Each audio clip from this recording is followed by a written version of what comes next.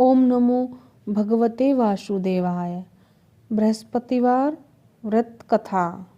एक दिन राजा दुखी होकर जंगल में पेड़ के नीचे आसन जमाकर बैठ गए। वहां अपनी दशा को याद करके व्याकुल होने लगा। बृहस्पतिवार का दिन था। एकाएक उसने देखा कि एक निर्जन वन में एक साधु प्रकट हुए। वह साधु वेश में स्वयं बृहस्पति देवता थे। लक्कड़हारे के सामने आकर बोले, हे लक्कड़हारे, इस सुनसान जंगल में तू चिंता मगन क्यों बैठा है?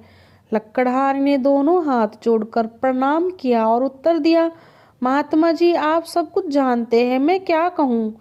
यह कहकर रोने लगा और साधु को अपनी आत्म कथा सुनाई।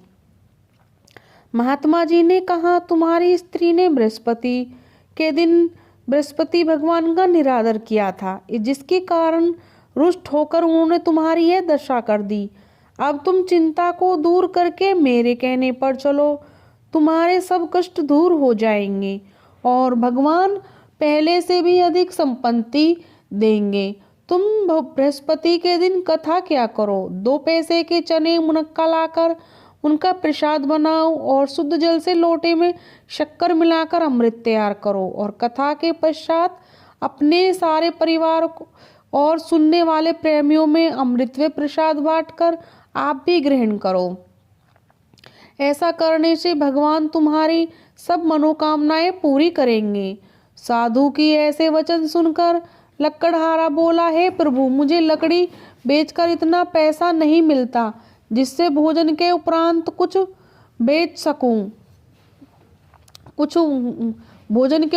कुछ बचा सकूं। मैंने रात्रि में अपनी स्त्री को व्याकुल देखा है।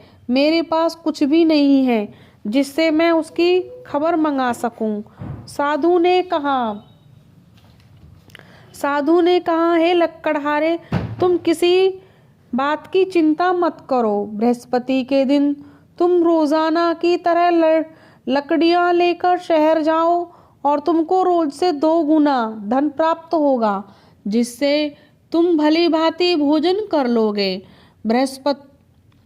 बृहस्पति देव की पूजा का सामान भी आ जाएगा। इतना कहकर साधु अंतर्ध्यान हो गए। धीरे धीरे समय व्यतीत होने लगा, पर फिर वही बृहस्पतिवार का दिन आया।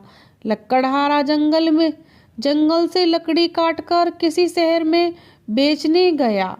उसने उस दिन से अधिक पैसा मिला। राजा ने चना गुड़ आदि लाकर गुरुवार का व्रत किया। उस दिन से उसके सभी क्लेश दूर हो गए। परंतु जब दोबारा गुरुवार का दिन आया तो बृहस्पतिवार का व्रत करना भूल गया। इस कारण बृहस्पति भगवान नाराज हो गए। उस दिन उस नगर के राजा ने विशाल यज्ञ और आयोजन किया था तथा शहर में यह घोषणा करा दी कि कोई भी मनुष्य अपने घर में भोजन न बनावे न आग जलावे। समस्त जनता मेरे यहाँ भोजन करने आए। इस आज्ञा को जो न मानेगा उसे फांसी की सजा दी जाएगी। इस तरह घोषणा संपूर्ण नगर में करवा दी गई। राजा की आज्ञा के अनुसार शहर के सभी लोग भोजन करने गए, लेकिन लक्कड़हारा कुछ देर से पहुंचा, इसलिए राजा उसको अपने साथ घर ले गए और ले जाकर भोजन करा रहे थे तो रानी की दृष्टि उस खुंटी पर पड़ी जिस पर उसका हार लटका हुआ था। वह वहां पर दिखाई नहीं दिया। रानी ने निश्चय किया कि मेरा हार इस मनुष्य ने चुरा लिया। उसी समय सिपाहियों को बुलाकर कारागार में डलवा दिया। जब लक्कड़हारा कारागार में पड़ गया और बहुत दुखी होकर विचार करने लगा कि न जाने कौन से पूर्व जन्म के कर्म से मुझे यह दुख प्राप्त हुआ है, और उस साधु को याद करने लगा कि जो जंगल में मिला था।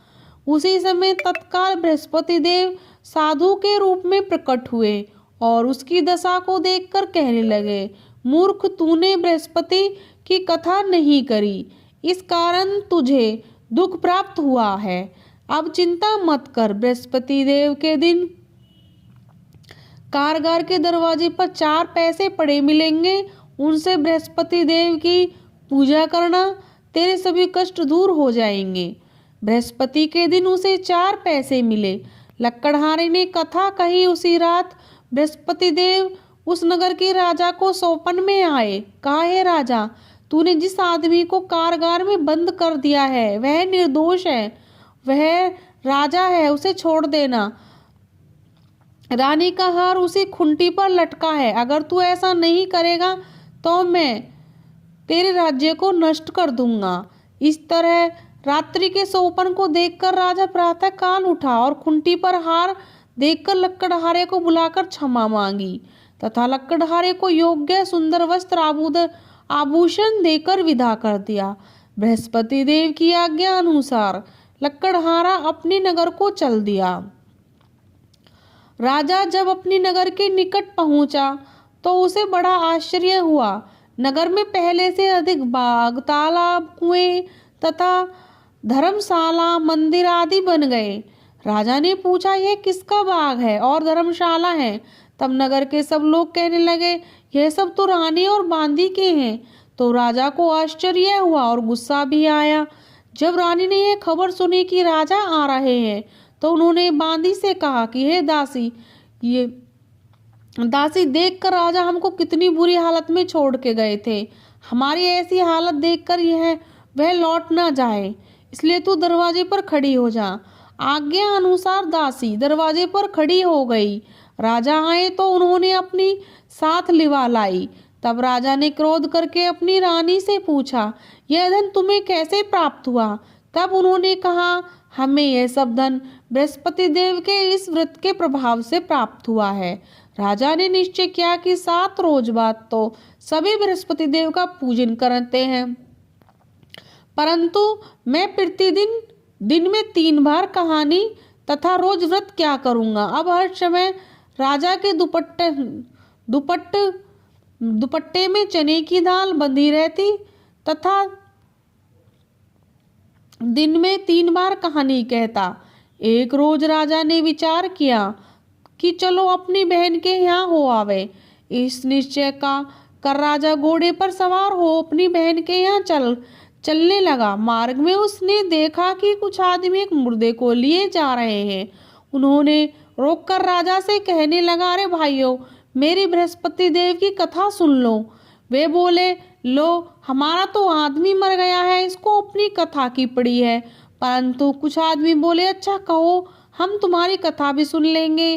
राजा ने दाल निकाली और कथा आधी ही हुई थी कि मुर्दा हिलने लग गया, और जब कथा समाप्त हो गई तो राम राम करके मनुष्य खड़ा हो गया। आगे मार्ग में उसने एक किसान के खेत में हल चलाता हुआ मिला। राजा ने उसे देख और उससे बोले, अरे भैया, तुम मेरी बृहस्पतिवार की कथा सुन लो। किसान बोला, जब तक मैं तेरी कथा सुनूंगा तब तक 4 हरेया जोत लूंगा। जा अपनी पत्नी को कथा किसी और को सुनाना। जा अपनी कथा किसी और को सुनाना। इस तरह राजा आगे चलने लगा। राजा के हटते ही बैल पछाड़ खाकर गिर गए तथा किसान के पेट में बड़ी जोरों का दर्द होने लगा। उस समय उसकी माँ रोटी लेकर आई और उसने जब यह देखा तो अपने पुत्र से सब हाल पूछा और बेटे ने सभी हाल बताया। बुढ़िया दौड़ी दौड़ी उस घुड़सवार के पास गई और बोली कि मैं तेरी कथा सुनूंगी, अपनी कथा मेरे खेत पर चलकर ही कहना। राजा ने बुढ़िया के खेत पर जाकर कथा कही, जिसे सुनते ही वह बैल उठ खड़े हुए तथा किसान के पेट का भी दर्द बंद हो गया। राजा अपनी बहन के घर पहुंचा। बहन ने भाई की खूब मेहमानी की। दूसरे रोज प्रातः काल राजा जगा तो वह देखने लगा कि सब लोग भोजन कर रहे हैं। राजा ने अपनी बहन से कहा, ऐसा मनुष्य है जिसने भोजन नहीं किया है, मेरी बृहस्पतिवार की कथा सुन ले। बहन बोली, भैया, यह देश ऐसा है कि पहले यहाँ लोग भोजन करते हैं, बाद में अन्य काम करते हैं। अगर कोई पड़ोस में हो तो देखाऊं। वह ऐसा कहकर देखने चली गई, परंतु उसे कोई ऐसा व्यक्ति नहीं मिला जिसने भोजन न किया हो। वह एक कुम्हार के घर गई जिसका लड़का बीमार था। उसे मालूम हुआ कि उनके यहाँ 3 रोज से किसी ने भोजन नहीं किया है। रानी ने अपने भाई की कथा सुनने के लिए कुम्हार से कहा। वह तैयार हो गया। राजा ने जाकर बृहस्पतिवार की कथा कही, जिसको सुनकर उसका लड़का ठीक हो गया। अब तो राजा की प्रशंसा होने लगी। एक रोज राजा ने अपनी बहन से कहा कि बहन, हम अपने घर को जाएंगे, तुम भी तैयार हो जाओ। राजा की बहन ने अपनी सास से कहा। सास ने कहा, चली जा, परंतु अपने लड़कों को मत लेके जाना, क्योंकि तेरे भाई की औलाद नहीं है। बहन ने अपने भैया से कहा, भैया मैं तो चलूंगी, पर कोई मेरे बालक नहीं जाएंगे। राजा बोला, जब कोई बालक ही नहीं जाएगा तब तुम ही क्या करोगी। बड़े ही दुख मन से राजा ने अपने नगर को लौटाया। राजा ने अपनी बहन अपनी रानी से कहा, हम निर्वंशी हैं, हमारा मुंह देखने का धर्म नहीं है, कुछ भोजन आदि नहीं किया। रानी बोली, हे प्रभु, बृहस्पति देव ने हमें सब कुछ दिया है, वह हमें औलाद अवश्य देंगे। उसी रात बृहस्पति देव ने राजा के स्वप्न में कहा, हे राजा, उठ, सभी सोच त्याग दे, तेरी रानी गर्भ से है। राजा की यह बात सुनकर बड़ी खुशी हुई। 9वें महीने में उसके गर्भ से एक सुंदर पुत्र पैदा हुआ। तब राजा बोला, हे रानी, स्त्री बिना भोजन के रह सकती है, पर बिना कहे ही नहीं रह सकती।